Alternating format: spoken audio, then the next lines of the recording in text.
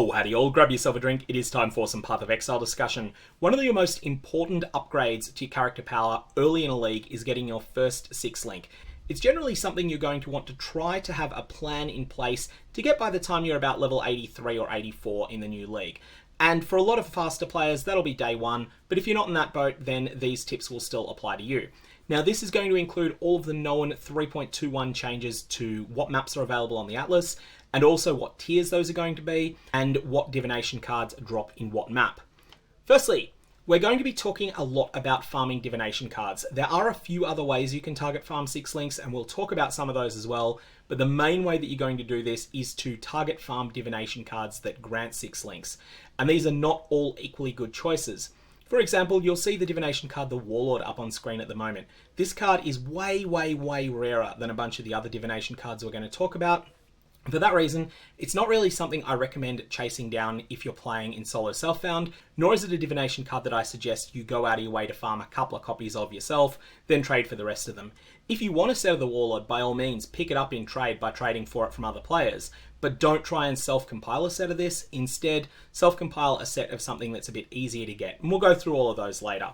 There are other options though, other than divination cards. Most of them revolve around Vaal content or Heist content. Heist is very non-deterministic, it's just that Heist biases your drops towards 6-links a lot. Now, Skin of the Loyal is something I want to mention here. This is a Breach unique that comes from Chayula and Chayula's minions. I am going to work under the assumption that with the Breach overhaul that's happening, Skin of the Loyal might be quite a bit rarer than it's been in the past. For that reason, I'm not going to recommend any strategies that revolve around farming this specific unique. A few quick notes on drop rates. All references to drop rates are from patch 3.20, as 3.21 data doesn't exist yet and won't exist for a little while. Granny Gear Games, as a general pattern, do list any changes to the drop locations of divination cards that they're making, and there's a bunch of those that are taking place in 3.21. For example, the Residence map is going to gain the Dapper Prodigy divination card, which we'll get to later. But they do not list changes to drop rates. For example, in patch 3.19, they nerfed the drop rate of Humility, which we'll get to later. There's a whole bunch of evidence for that, but basically Humility is no longer a divination card worth farming. Of course, if its drop rate were to have been buffed in this patch, then that will change again. We will discuss strategies to recognize if a divination card you are farming has had its drop rate nerfed substantially in this patch. I don't really expect any of that to happen, but you never know. All data that I reference here about drop rates is from Poor Fishwife's 3.20 testing, and I'll put a link to that down in the description below. The drop rate of Heist markers has been proven to be 8,000 by data mining. So a divination card drop rate of 10,000 means that you will get 5 copies of the chains that bind per 4 stacks of rogue markers. On the flip side, a drop rating of 570, like that of the Ethereal, means that you'll get 1 copy of this divination card per 14 stacks of rogue markers. This is long-term average, and of course you will only get these divination cards in the map tile sets that they come from. Also, very important note is that divination cards that drop specifically from bosses, as some of the divination cards do, like the Sacrifice, these work on different rule sets, and I'll just tell you whether they're rare or not. But really, all of the 6-link div cards that come from bosses specifically, all of them are rare. Drop rates are listed in brackets sometimes, for example, the Nurse bracket 92, and I will sometimes round them to nearby nice numbers or 2 figures. So, let's start with the divination card you absolutely should not be farming, Humility. This does drop in the Frozen Cabins map, which is a high tier map this league. It also drops in Act 9 Blood Aqueduct, and it drops in Act 4 The Aqueduct. This divination card is a complete trap now. Humility is objectively the weakest 6-link. Tabula was still worth farming in the past though, because the divination card was quite common, and because Humility was just universally useful. You could definitely use it, even though it's worse than a real 6-link. You didn't need to try and get your Destroyer Regalia to have 5 green sockets on it, which is something that's nearly impossible. Humility solved that problem for you. However, that was worthwhile back when its drop rate was around 12,500 in patch 3.18 and earlier. 3.19 and 3.20, its drop rate's been about 5,000, and so the chains that bind with an approximately 10,000 drop rate just gives you a far better outcome and is far easier to self-compile. Even if your first chain's bricks. So let's say you're trying to get yourself something that can have 4 green, 1 red, 1 blue, and your first chains that binds turns in and gives you a Vaal Regalia. You can't make the colors or the attributes or something work, then you can just farm a second set and you'll have your second set of chains not much longer than you would get your 9th copy of Humility. Also, the extra power from 4 normal item mods, even if they're pretty bad, a bench mod, and and a mediocre Exarch and Eater implicit, even just with bottom tier Icors and not trying to keep rolling until you get something great, but just rolling until you get something useful, this is an enormous power jump over what you would have on Tabula. So let's start with the options that aren't divination cards. You can target farm Shadowstitch. Shadowstitch is a 1 in 4 chance to come up when you double corrupt a scoured Sacrificial Garb. Sacrificial Garbs only come from Atzuri, so you're going to need to do normal Atzuri or Uber Atzuri if you're really strong, but if you're really strong and you can do Uber Atzuri, you probably already have a 6 link. So you get this from normal Atzuri, you will then scour the Sacrificial Garb, and you'll then take it to the double corruption chamber. If you do succeed in hitting this 1 in 4 chance, your Shadowstitch will automatically 6 link itself, and this item is fairly good. This item is something that's definitely worth your while considering. However, it's 1 in 4, and that can really sting if you fail 10 of these 25% chances in a row, and that's just not all that rare an outcome. Secondly, you can Vaal Chest Armor. Now this has a 1 in 144 chance to grant you a 6 mod, 6 linked rare item, and that was confirmed by GGG some time ago. Now don't use Vaal Orbs for this, instead you want to spec Strongboxes, and your Atlas will just Vaal the boxes for you, which Vaals all their contents, including all of the armor that they drop. Or you can run Vaal side areas, where the Vaal vessels at the end will be corrupted, or you can run Vaal temple maps, which contain at least 10 and potentially more chests that are all corrupted. Or you can chase a corrupting Tempest. Now this is also in Elva's Temple. This is a 1 in 2 chance to get if you have a tier 3 Tempest room in your temple. This will let you Vaal most items that drop across the entire temple. As long as you have stood in one of the corrupting Tempest areas in the last, I think it's 15 seconds, then you'll have a buff on you that causes all drops from monsters you kill to drop corrupted.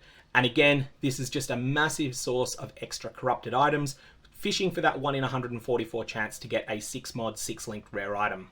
Finally, Heist blueprints are not something deterministic in any way, but they do drop lots of 6 links. There have been some changes to how replica uniques work, and replica uniques will no longer bias towards being 6 linked, but experimented bases and also enchanted armaments, they will be biased towards 6 links still. Outside trade though, you're not likely to find something that's right for your character in a Heist blueprint. Really, this is something where if you are intending to specialize in Heist and you're in the trade league, then definitely picking up blueprints is a good way to get yourself your own first 6 link. And the other thing is that these will be craftable and they will drop bias towards having good rolls on them already as well. So Heist is a real option there. Options that aren't 6 links also need to be considered. You can consider Pseudolinks on some uniques, so many Shaper and Elder influenced items as well. These can be alternatives to a 6 link. They can work like a 6 link. For example, if you use this quite bad Elder influenced helmet that you see here, then that's going to grant you concentrated effect and minion damage as well as whatever 4 links you've got together. And maybe that's useful for your character. Probably not. This isn't a very good item. You can also use something like a 5-link Dendrobate. Dendrobate has socketed gems are supported by level 10, I believe it is, lesser poison. That's something you can pick up in trade. You're not going to get that for yourself in SSF without luck. It also works as a 6-link substitute. Essence mods can also be good as pseudolinks, and note that Shaper and Elder items with lots of pseudolinks will generally have weaker other mods on them than you would otherwise get on that item slot, and that might be a deal breaker for you, especially given that you'll be locked out of getting Exarch or Eater mods on that item. But it's an option.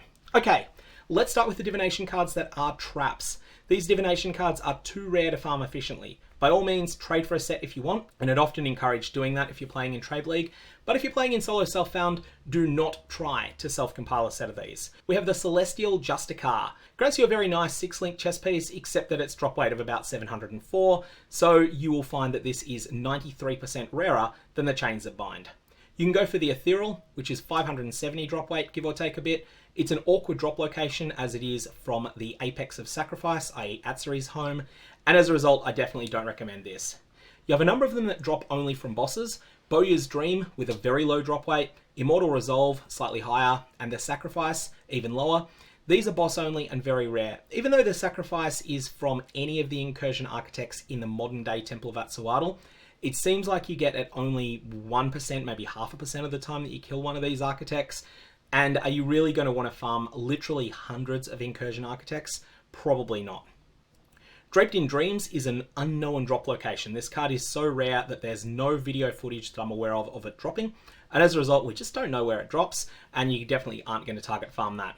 The Emperor Purity is a 1500 drop weight for a set of 7. This just isn't worth it. The Dark Mage, it's a pretty bad outcome, and it's a drop weight of 917 or so. The White Knight is extraordinarily rare at 22, and it drops from a very awkward location. It seems like it is just Labyrinth Trials and maybe just the Trial of Stinging Doubt. That's the only drop location I'm aware of for it, and so yeah, definitely don't try and target farm that. And then we've got the Warlord, which at 641 is another card I don't recommend that you try and target farm. You want to go for the ones that have a drop weight in the multiple thousands. So your default choice should be the Chains That Bind. If in doubt, farm this. It is in worse maps in 3.21 than it was in 3.20, but I still consider this the best Divination card overall to farm. Its drop weight's about 10,000, at least in 320, and it's 321 drop locations, Tier 10 Cells map and Tier 14 Dungeon map. Now Cells is the better of these two choices in Trade League because it also offers the Nurse. Drop weight of 92, so you're only going to get about one of these per 100 Chains That Bind that you get. It's a bit of a jackpot if you get it, but if you do get it, it's going to be a huge boost in your Trade League wealth. Both maps also drop the Gambler at a drop weight of about 4,800. Now this card is kind of rubbish, but this can help you notice if there's been a stealth nerf to the drop rate of the Chains That Bind. If you get 5 copies of the Gambler from Cells or Dungeon maps before you get 5 copies of the Chains That Bind, you might want to pivot to another farming strategy, because at that point it starts to seem reasonably likely that there's been a change to the drop rate of the Chains That Bind. Or of course, maybe GGG have decided to make the Gambler more common. But you should be getting a little bit less than 1 Chains That Bind per map Elk and Go with an undeveloped Atlas, and when you've got a developed Atlas, you might be looking at getting a little bit more than 1 copy of this Divination card per map, especially if you elect to go with a strategy like Abyss that just puts a lot more monsters onto the map.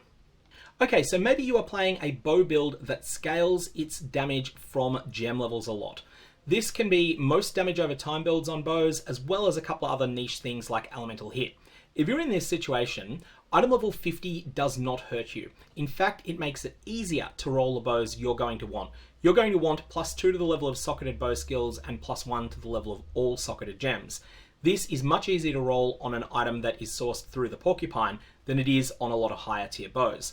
For that reason, the Porcupine is the ideal Divination card if you are playing one of those particular builds. This has a drop weight of around 4,000. Now, in 321, its drop locations are Courtyard Tier 5, which is an excellent choice of map, Orchid Tier 4, which is mediocre, Plaza Tier 10, which is awful, and Terrace Tier 14, which is a really smooth map except for the boss being quite awkward. Now, Courtyard and Terrace are probably the best of these for farming this card in, and I'm going to suggest you go with Courtyard because it's earlier in progression, and you're probably going to want to get your Porcupine set as early as plausible. Now, assuming that you hate Plaza as much as I do, and you treat this map as though it doesn't exist, these 3 maps all have the Emperor's Luck, which is drop weighted at 50,000. If you get 100 copies of the Emperor's Luck with fewer than 5 copies of the Porcupine, that might be a sign that the Porcupine's drop rate has been stealth nerfed, and in that case you might want to pivot to farming a different Divination card instead. So you're playing a bow build and you're not playing one of the specific bow builds the Porcupine is good on. In this case, you want to be target farming the Imperial Legacy Divination card. This is great for most bow builds, and particularly for bow builds that hit and crit. Even if your dream bow base is a thicket bow, a short bow, or a grove bow, the Imperial bow is still excellent early, and this is a great starting setup. This has a drop weight of about 10,000, but there is a very important caveat that needs to be said. This Divination card is drop restricted item level 80+. This means that you can never get this Divination card below red maps at all, and you should only farm it in tier 13 and above maps. This is quite an old change. This was back in 3.14. It used to be something that you could drop earlier in the game, even in the campaign, but all of the Divination cards that drop item level 100 bases were shoved up to drop level restricted 80+, and that's something you need to be very aware of. So if you're running a map that is tier 12, then this can only drop from magic and rare monsters and unique monsters. If you're running a map that's tier 13 and up, it can drop from everything. If you're running tier 10 and down, it can't drop at all. And tier 11, it can only drop from rare monsters and unique monsters. Based on that, to efficiently farm Imperial Legacy, you must have at least 1 Voidstone, and you're actually going to need 3 if you want to farm it in Dry Sea or Dunes maps. So Desert Spring is probably going to be the way to go early here. You're going to want to get 1 or 2 Voidstones. 1 Voidstone will push it up to tier 15, 2 Voidstones to tier 16, and then at that point you will be able to run Desert Spring back to back to back. Now you might elect not to kill that map boss because it's a multi-phase fight, or you might elect to go into the map boss room anyway, blitz the map boss down to 60% when it changes phase, then go and do the Gauntlet event that's in the Desert Spring map, but then portal out before actually fighting the last part of the boss. All of those are valid options. There's a lot of monsters that are actually in that Gauntlet event, and they will drop loot, so it is viable to do that, but that's going to be up to you. Now, these maps all drop Acclimatization as well, which has a drop weight of about 3,000. If you get 6 copies of Acclimatization before you get 15 copies of the Imperial Legacy, then that might be a little bit of a warning. Maybe there's been a bit of a stealth nerf to the drop rate. Not expecting that once again, but it's just important that you know if it has happened. The next divination card we're going to talk about is the Dapper Prodigy. Now this grants you an outstanding crafting base, and it is an upgrade after you outgrow a Chains That Bind chest. I think for a lot of people this is not going to be your first 6 link, this is going to be your second one. It has a drop weight in the 2500 range, so it's about 4 times as rare as the Chains That Bind, and its 3.21 drop location is in the Residence map. But again, this is drop restricted item level 80 plus. You can never get this divination card below red maps, and you should only farm it in tier 13 plus maps. So that means you are going to want to get this from a 3 Voidstone Residence map. If you're running with only 2 Voidstones, it can drop, but it's only going to drop from magic, rare, and unique monsters. Now this map also drops the Opulent with a drop rate of about 11,000. If you get 30 copies of the Opulent without getting 4 Dapper Prodigies, then that might be an indication that something's a little bit wrong there, and at that point you might want to pivot to farming another map instead. One thing that's worth noting is that this divination card did not drop in Residence map in 320. This is explicitly being added there now. Anyways, that is all that we've got on deterministically getting your first 6 link. A quick look at all of the main ways you would do it. You can also non-deterministically hit one. You can run heists that drop chests that give armor rewards, and you will semi-often receive 5 links from those. You will also occasionally receive direct drops of 6 links from them, and you will also reasonably often receive some of the divination cards we've been talking about in this video, because armor-linked divination cards will drop from those as well. You can also run a number of other types of content, but Heist seems to be the best of them if you want to try and get yourself a 6 link non-deterministically. Additionally, killing rare monsters will sometimes randomly give you a 6 link now, but this is still pretty rare, and I would not count on it. Anyways, that's all we've got at the moment. May your Vaal orbs have interesting results, and I will see you in 3.21.